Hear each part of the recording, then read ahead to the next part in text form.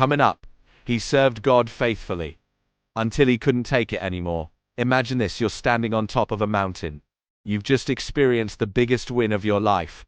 A public showdown where God showed up in the most dramatic way possible.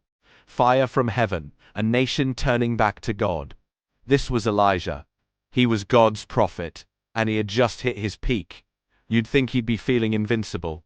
But then, a message arrives. It's from Queen Jezebel, and it's not a note of congratulations. It's a death threat, plain and simple. She swore that by this time tomorrow, Elijah would be a dead man.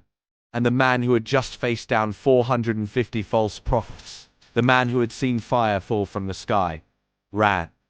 He was terrified. He ran for his life, deep into the wilderness until he couldn't run anymore. He collapsed under a tree and just gave up. He actually prayed for God to take his life. He said, "I have had enough, Lord. Take my life."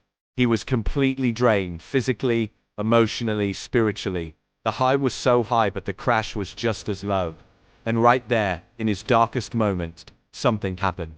An angel appeared, bringing him food and water, not once, but twice, strengthening him for the journey ahead.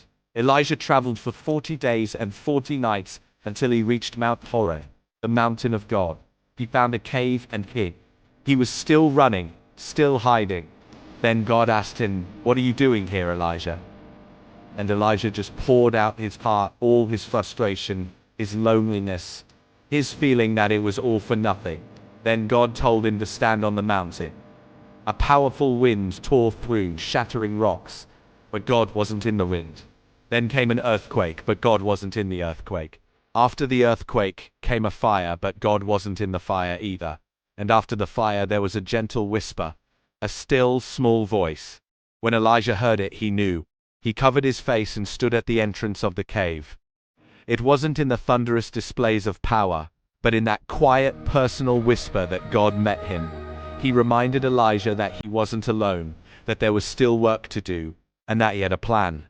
Elijah's story reminds us that even the strongest people have breaking points.